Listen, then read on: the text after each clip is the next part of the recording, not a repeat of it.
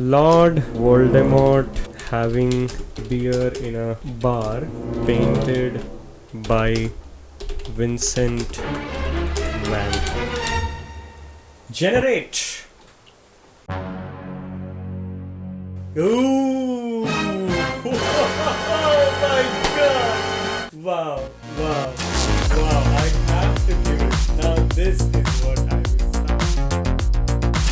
Are artists going to lose their jobs to artificial intelligence? Now, this is the debate that has been on, and some really interesting takes have come up from different corners of the world. People are talking about the most popular artificial intelligence text-to-image platform, Dall E 2. I'm going to be talking about Dall E 2. I'm going to be comparing it with another platform called Midjourney. Both of these are text-to-image platforms, and I'm going to be showing you examples of what kind of results are created by giving very specific prompts to these platforms and how they differ. I'm also going to use the same prompt on both platforms and show you what kind of results we get, and towards the end I'm going to be sharing my thoughts on how I see artificial intelligence playing a role in the visual arts medium, where this can possibly go, and will artists really lose their jobs to artificial intelligence. Of course, none of this is absolutely written in stone. These are all my thoughts. I could be completely wrong. A few years ago we thought that creative jobs or creative careers are going to be the last to be disrupted because of technology, but we are seeing right here, right today, that the creative jobs are the first things that AI is targeting to automate. I'm Venkatesh, this is Draw with Artma.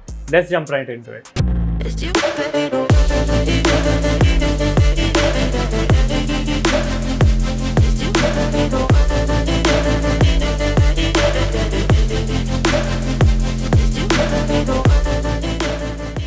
Now, what do these platforms do to create the images that they generate? Artificial intelligence, like you probably know by now, is a tool which uses neural networks. Neural networks are basically like the neurons inside of our brain. They connect different parts and create, meaningful insight. So for instance, if you take all the images that are present out there on the internet and have a platform which can take in all that information, make some meaningful connections between these inputs that it's getting, and can churn out stuff based on whatever is asked of it.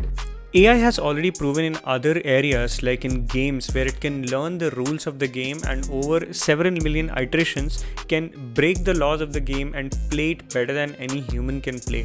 Also, AI is being used to produce written text. This basically uses all the text that is pre-existing on the internet or in the books, and it can create content as per your need depending on the context that you ask it. If you want to understand the technology more, there is a video in the description. Go ahead and watch that, where you'll get a better understanding of how variables are used to deconstruct and reconstruct these images. Artificial intelligence is not limited by the capacity of our human brain, meaning it can store the entire internet's worth of images, entire internet's worth of text. Whatever you want to feed in as the input for this particular platform, it can take in, and it can churn out stuff at lightning speed, which humans possibly cannot. Now let us see what kind of inputs I gave to Dall E and Midjourney. Now, Dall E, the platform, is invite only at this moment, so you need to wait for an invite after you enter their queue.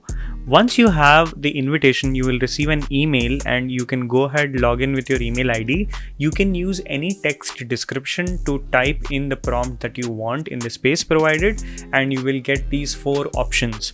Inside of these 4 options, you can go ahead, choose to look at any one of them and want to generate variations. You can go ahead and click on variations, and it will give you more variations of that particular option. You can also upload an image and ask for the variations of that particular image that you have uploaded as well. Now, I was trying out Dall E for the first time, and I recorded my entire reaction so that I could capture it for you guys. Here are a few examples of prompts that I used and the kind of outputs Dall E gave. You can see the work is really artistic. The way Tarzan is appearing in this particular design with all the icosahedrons in the background, the geometric shapes, it's damn creative, I must say. This robot is sitting in the environment. It's a very unique take. I did not specifically specify the robot to be sitting, but you can see the wine glass, the things around, and how realistic it looks. It looks like a 3D render. This one blew my mind completely. It is skeletons, skulls placed on top of each other. There is the flowers, the snake. You can see all of the elements that I have added in the prompt, and how beautifully it has composed it, and the fact that the lighting is done so beautifully. The alien spaceship somehow is missing. In this one, you can see that there are buildings. It looks futuristic. The buildings look quite interesting. However, the cars I'm not really convinced by. They look like cars vaguely, but they do not necessarily look like cars as you would imagine them. Flying cars, that is. The atmosphere, the environment is quite interesting. The buildings will definitely pass a test for being done by a human artist, for instance. This one right here is a hippogriff.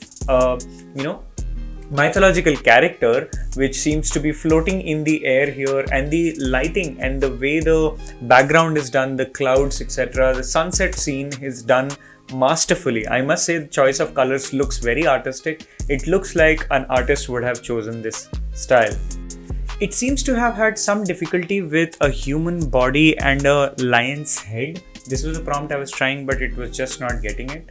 Few exceptional examples are like this wizard who's standing in a lush green field with rainbow in the background. There is a family of horses having a meal on a rainy day. This is also quite fascinating. And a bunch of unicorns resting in a field. This one's quite interesting to look at. I really had a great time trying to experiment and see the kind of response this platform was giving. Especially the kind of composition and the color choices are exceptional in these cases.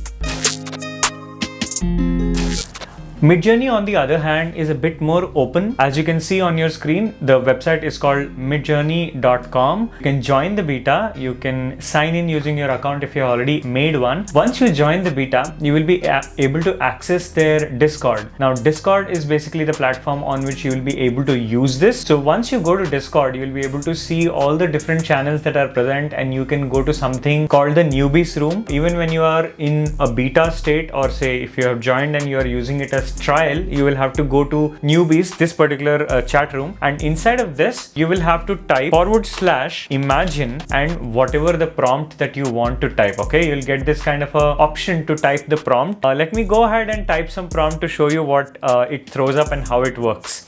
4 monkeys in business suits having coffee, Renaissance style art. Let's see what it comes up with. Now it is calculating, it is looking for all the options of images, and it is doing it, and you can see there is a percentage of how much work has happened, and you can see the post coming up right in front of you as it creates the image. Other people are also doing the same, so the screen will keep progressing upwards. I'm just holding it onto the place where the prompt for my particular request is, and you can see that it is kind of populating it. It's 47% right now. It will slowly progress and it will show us the complete result, and it will also give us a few more options to choose from. Now once it is done, it will throw up these results: 4 monkeys in business suits having coffee, Renaissance style art, Artma. So this is my account, and so you can see the results that have come up for the prompt that I gave, and you can see, doesn't this look amazing? The kind of different styles that it has used. 4 monkeys, all 4 of them sitting together having coffee. These 2 are also having coffee. For some reason it has missed out the fact that I asked for 4 monkeys. Here the monkey looks a little different as well.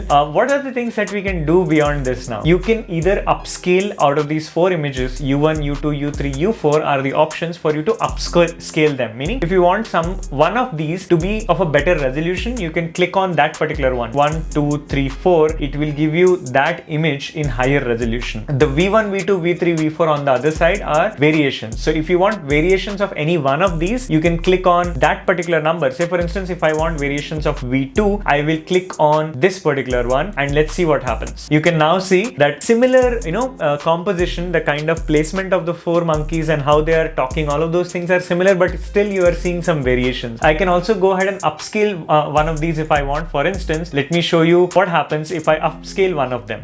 This particular image looks nice, the background and everything I really like. Let me go ahead and upscale the second one. Now the upscaling process also happens in a similar fashion. It is upscaling and it is showing me the progress as it progresses going towards the final result. And we are done. As soon as we get the result, you can see there is a resemblance to what a monkey would look like and how it will appear if you probably mixed and matched a few of these features, right? The faces are not very clear, but you still get a sense of what a Renaissance style painting of 4 monkeys in business suits having coffee is going to look like. Now this becomes a very good starting point for an artist to go ahead and build on top of. This is something that I have seen as a recurring theme across different prompts that I have been giving. None of these probably can end up becoming a final result, but this can become a very good starting point to, you know, jump off of and build on top of. Now let me try some other interesting prompts and see what happens.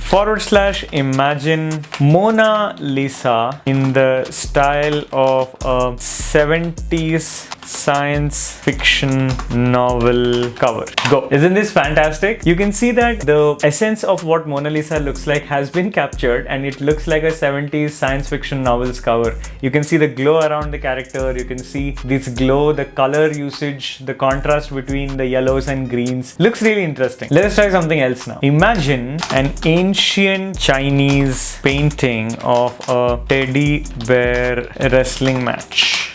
Let's see what that brings up. There you have it. You can see that there is a wrestling match going on. There is teddy bears and they're drawn in Chinese art style. And you can see there is even some indication of text. There is blood which is actually coming out of a teddy bear, which is kind of funny, honestly. If I had to upscale something, let me go ahead and upscale something and show you what happens. Say 1, 2, 3, let's go ahead and probably upscale the third one. I'm wanting to see some more detail on them. Let's see what comes up. Have a look. It's a little bit more detailed, but it looks like it has been a very deadly fight between these teddies and things are all over the place. The faces and the body I cannot really make out, but you can see that it looks like an image which features teddy bears. It looks like there is some blood flowing out. It looks like the teddies are wearing denims probably. Let me try and take some of the prompts. You are seeing that there is a lot of prompts people are using and it is giving them a certain kind of results. This means that you have to experiment with the different kind of prompts, and there are terms that you can add which will make it really more specific. For instance, if you see there is Unreal Engine 5, Cinema 4D, insanely detailed, intricate. If you do all of these, if you include these things in the prompt that you are giving, you are going to get more specific output. Now there are a lot of other channels in this particular Discord, and you can see that there are these several channels. You can go ahead and explore this more. This is beyond the scope of this video, but you will definitely have a lot of fun going ahead and exploring this. I'm going to show you what is also present as part of Midjourney is the community showcase. So you can go inside the community showcase section and you will be able to see different results that people have created using AI right here in front of you. The prompt is also present. If you click on it, I am currently a paid member, so I will be able to see probably more details than what you would be able to see. And you can see that there is a prompt also that is present and the kind of artwork that people have been able to generate. The level of detail that this thing is giving is really good, and the faces are coming out really well as well. You can see that it gives you access to all the images that you have tried creating using these prompts on the Discord channel in this one location where you can see all of the work that you have created. Now the prompt that I used on Dall E, which was Lord Voldemort having beer in a crowded bar, that one, when I used it on Midjourney, these were the results that I got. I'm really blown away by the quality of the work that I'm seeing here. It's fascinating to see the level of detail that these artworks have, and it is very hard sometimes to say that these were not created by a human being.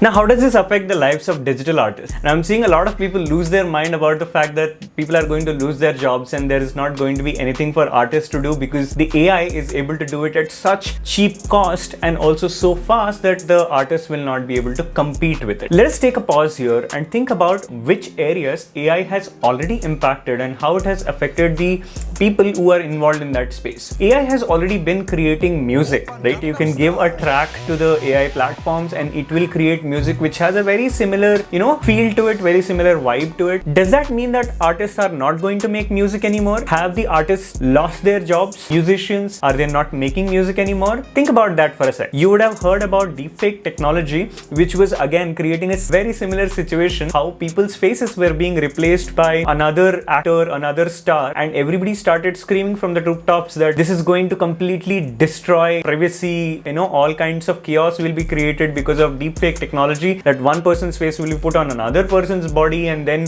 people will not know the difference. And these kind of doom and gloom scenarios are created every time a new technology comes onto the space. But in reality, you have to take it, slow and understand how this technology can actually help you become a better artist, so to say. Our brain kind of works in a fashion that we take in the information that we are already exposed to and try to create something new out. That means that we can also fall into the patterns of doing repetitive stuff. So if in case you want to break out of that mold, if you have an artist's block and if you want to get out of that, this can become a great tool, isn't it? If you take the AI platform and feed in some inputs, you might come up with some kind of a response which you were not expecting, and that can add to your creative process. We use references all the time in the work that we create, and if we were to create references which didn't exist, which were absolutely absurd and out of the box for you to take inspiration from and create something out of it, it can be a great tool. The way I look at it is that it is going to be a tool for artists specifically, not for the end user.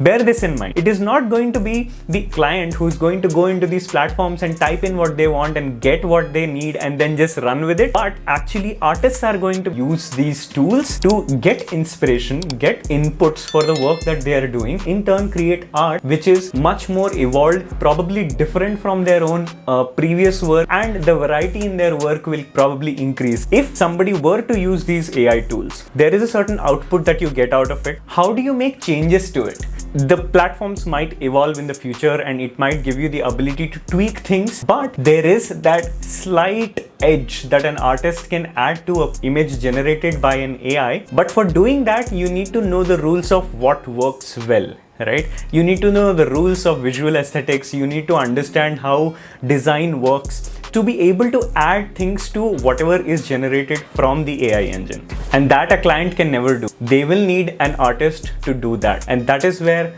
you come into this. Now, these are things that I am thinking about and which makes me quite optimistic about how it is going to be artists and AI coming together to create new kinds of art, more interesting, diverse kind of work than AI completely replacing the work that artists were doing. Now, that was a more business perspective. Let me talk about it from an artistic standpoint. When I'm trying to create something, I am looking to tell a story and how that story fits into the larger narrative of my own journey as an artist. Every artist goes through this journey of evolution. Their art starts being a certain style and it evolves over a period, and that is fascinating to look at. I personally love seeing people's journey from the very beginning, how their work evolved. Many people post about their work from 5 years ago, 2 years ago, the previous year and this year, and you can see that the art goes through different changes. Now, this is fascinating and this is very interesting to people because we as people want to connect with another human and want to experience the things that they are experiencing. This is a big thing that I think the AI will never be able to replicate. It will never be able to elicit an emotional response to somebody's work. You might look at an image created by an AI and go, oh my god, that's amazing,